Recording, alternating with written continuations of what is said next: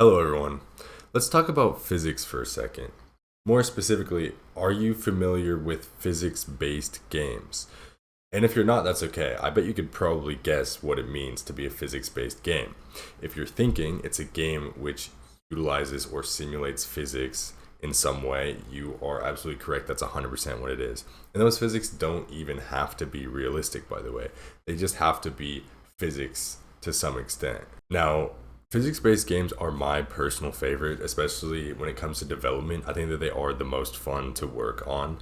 And for a game like that, usually I would use a free to use physics engine like Unreal Engine or Unity, which I've used in the past to make games.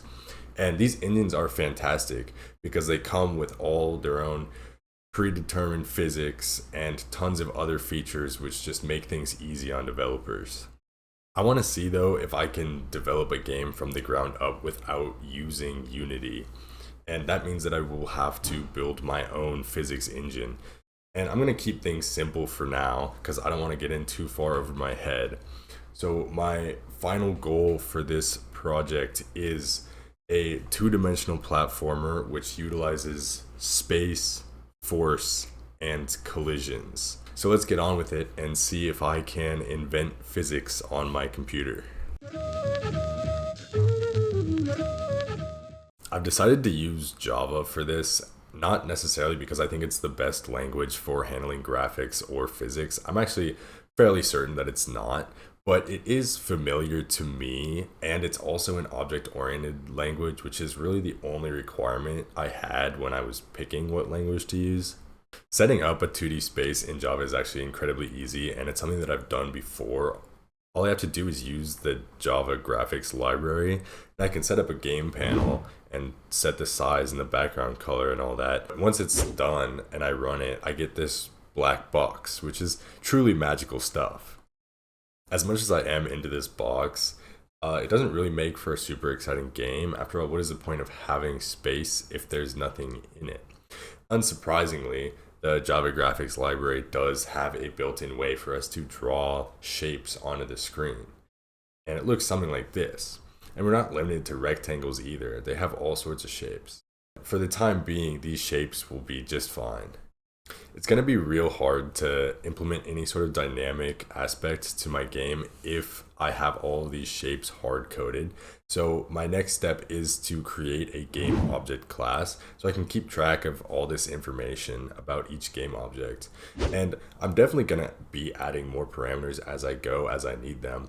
With this game object class, I'm able to just keep track of a list of game objects, and then I can have my paint method just paint from the list of objects. Easy peasy. Would you look at that? Next order of business is to create a camera class. And it is 100% possible to have a good game, with a fixed camera. There's one of the most iconic platformers of all time has a fixed camera, and I am, of course, referring to Fireboy and Water Girl.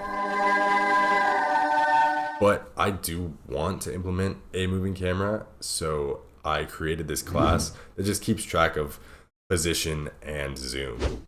Something that is a little bit annoying about the Java graphics library that I don't really want to deal with all the time is that it does put the origin at the top left of the panel. So the top left is 0, 0, and the bottom right would be whatever the size of the panel is. So to fix this, I can just add half of the width of the panel to the X position and half of the height of the panel to the Y position for every object. And then if I subtract the camera's position from that, it will put every object in the correct location. I made this method for making that conversion, but it is super messy and I will have to fix it later. Everything was working approximately how it was intended though, except for I was briefly having this issue with my objects just floating away. That was just because I was incorrectly declaring a game object. Oh, brother! I was trying to create a new game object with the same parameters as another one. Instead, I was just referencing the already existing object. With that fixed, I do want a layer functionality. It's very common for things to overlap in a two-dimensional scene, and I am definitely going to need control over what is painted over what. This is also really simple to implement. All I did was add a layer parameter to my game object class. And then after I've created all the game objects, I just sort the list by the layer. And that way, when I'm painting and I'm iterating over my list, the objects on lower layers will be painted first. And then when it gets to objects on higher layers, they'll be painted over. And you can see it works just as intended. I also implemented a world unit, which is just to make things easier for me to keep track of.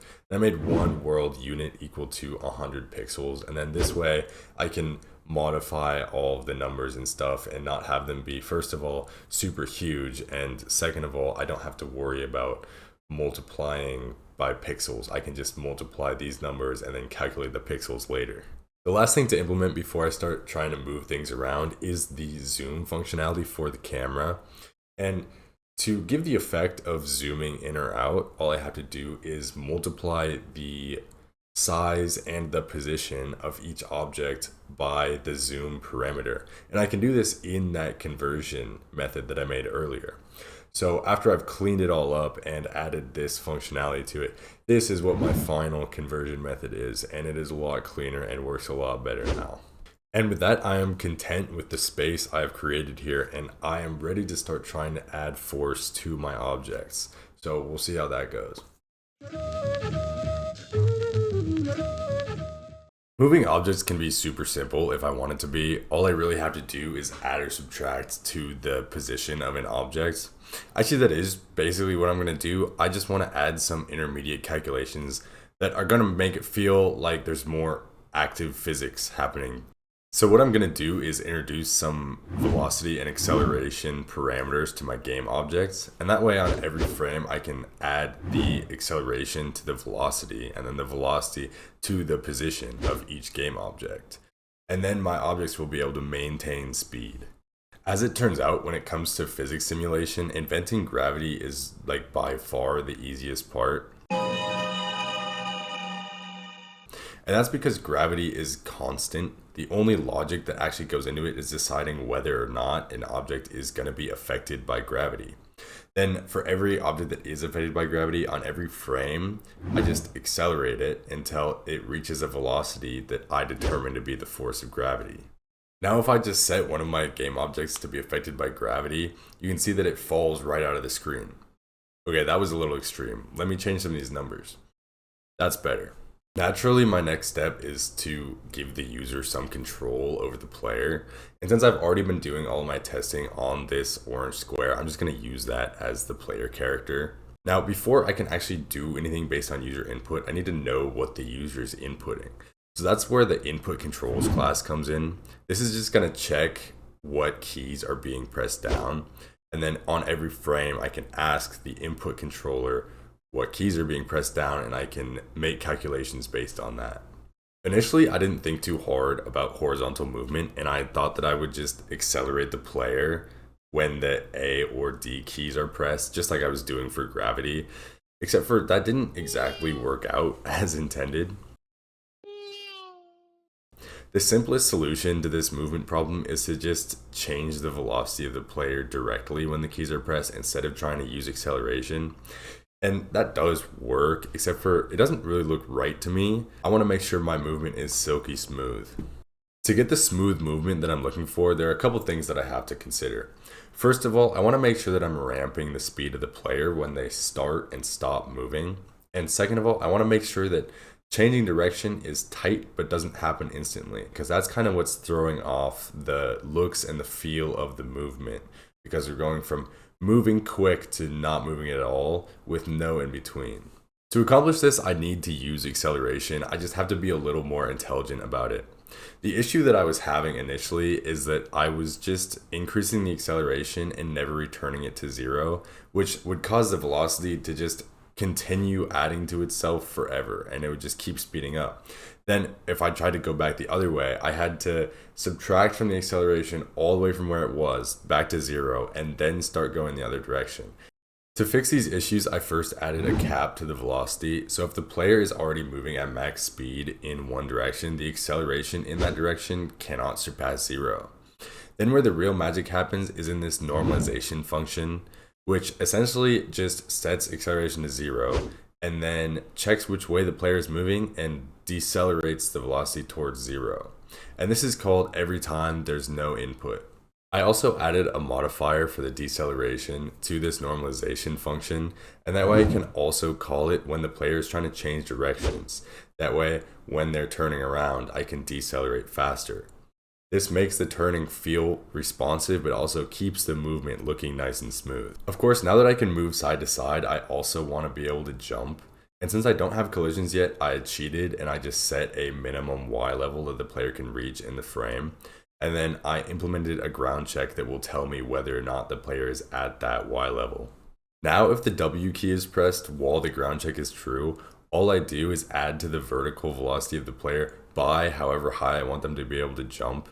And the best part about this is since I already implemented gravity earlier, I don't have to do any smoothing or anything like that since it is already handled by gravity. I feel like I've nailed down some pretty basic player controls, so I want to move on and see if I can figure out collision detection. You know what hitboxes are. They're pretty much the standard for keeping track of boundaries between objects so that you can calculate collisions. So of course I'm going to be using hitboxes primarily just to turn complex objects into simpler shapes that are easier to calculate for me. Up to this point, I've only used rectangular objects, so the hitbox doesn't really matter, but that's not going to be true forever. And when it does change, I'm definitely going to want to have hitboxes available to me. So I went ahead and made a class for the hitboxes and made it so that I can optionally add it to a game object. The hitbox has its own width and height as well as an offset from its parent. So that way I can control where and how large it is in relation to its parent game object that it's attached to. Now that I can keep track of where my hitboxes are, I need to actually be able to tell when they run into each other. And this is where things start getting a little bit complicated, not necessarily conceptually, but more just because of how many variables are involved. Okay, I've just finished programming in a fat chunk of logic to try and detect collisions, and I'm about to test it for the first time. To preface, I think there's no way that this works first try, but let's see what it looks like. Alright, so that's not what we were looking for. Good news is though, something did happen, which is better than nothing happening. I'm back with a couple fixes. First of all, I had to make sure that my ground object, I couldn't change its velocity because it's not supposed to move. And second of all, there was some logic for determining which face is making the collision that I had written and put in the X dimension, but I forgot to copy it over to the Y dimension. Okay, that was pretty close. I think I know exactly what's wrong. This is actually not bad. So it looked like I was just correcting the player objects to the wrong side of the ground object. So I've changed that, and it should work now, hopefully. Alright, that's perfect. And our movement still works. And if we go off the edge, we should fall again. Almost. Well, that's kind of an issue.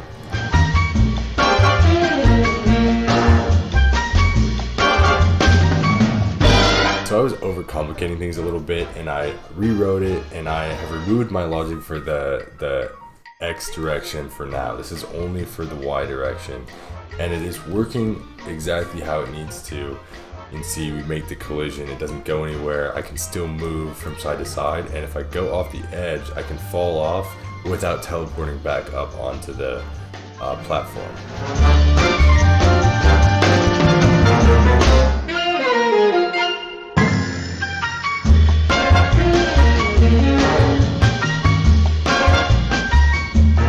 Okay, I've finally got collisions working properly how they're supposed to after a lot of iterations and a lot of getting really lost in my calculations. But I set up this little scene, and as you can see, we got collisions working in all 4 directions, and jumping is still working. Can't jump off walls, can't jump in the air. For now, it is working very well. I'm actually pretty pleased with this. How I'm actually determining if there has been a collision is by checking for a collision on each side of the box on every frame.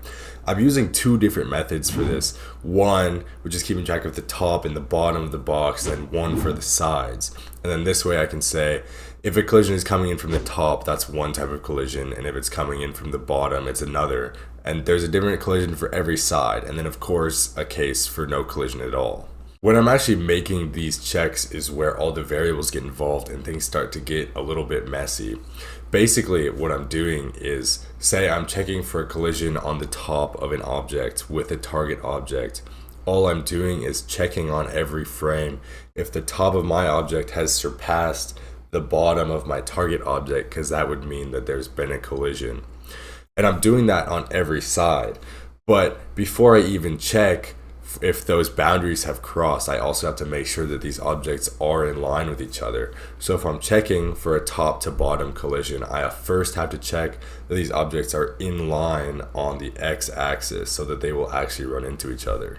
Once I have actually determined where the collisions are coming from, I can go back into my game object class and use switch statements depending on what type of collision we determined to stop the object from continuing to move in that direction. And I also correct the position because objects can move more than 1 pixel per frame. It's possible that they have overshot that boundary and I need to move them back to where the edge of the other object is. At this point, the actual collision detection mechanic is working, and I would argue that I have completed my goal of creating space, force, and collision. But as it stands, I'm checking every single object against every single object on every frame for collisions, and that's just not going to cut it, and there's more that I can do to optimize. My current setup is running in O of n squared time, which means that for n objects, there are n checks being made, so you get n squared operations on every frame, and this is pretty atrocious. To try and avoid this, what I'm going to do is split my world space into a grid, and then I'm only going to check objects that are in the same grid cells against each other. To do this, I'm creating a new spatial grid class which uses 2 maps, or you might call them dictionaries. First, to keep track of all of the cells and the objects which are within them, and then second, to keep track of all the objects and which cells they are a part of. And when I say it like that, it sounds like these are keeping track of the exact same thing. But there is an important distinction because objects can span across multiple cells, and I'm going to want to keep track of that when I'm querying objects because I want to get all of the cells they're a part of. Now, with a few methods to convert position to cells, add and remove objects from cells or cells from objects, and to query a cell to get all of the other objects in that cell, I can keep a master grid which I can always tell where game objects are and who's close to what. So then I can only check collisions with objects that are close to each other that are actually candidates to have collision, and I can keep that number way down. Now every time I'm updating the position of an object, I also just check to see if it crossed any cell boundaries, and if it did, I update the grid to reflect the new cells that this object is a part of. Even with this algorithm, my worst case runtime is technically still n squared in the case where every single object is in the same cell. But that would require either not very many objects or just huge cells. So as long as I keep my cells at a reasonable size, my real runtime is going to be about O of n. To test out this spatial grid, and also just because I think it's cool, I first wrote a method to randomize a bunch of platforms every time I run the program. And then I also grayed out all of them except for the player and the objects the player is checking for collisions against, and those platforms will be green. And then I also wrote a quick method to move the camera with the player. And with that, I would say that this physics engine has been a success. Obviously, there are tons of other features that I could and probably should add, and I think in the future I will. But like I said in the beginning, I'm trying to keep a reasonable scope. Now, this is something that took me weeks of work, and I probably could have just done this in 15 minutes on Unity. But this was worth it for me because I'm in complete control and know how every little aspect of this is working because I built it myself. And I am planning to grow this into a full-on platformer game. So if you're interested in seeing that journey, make sure to subscribe so you can stay tuned. And until then, I'll see you next time.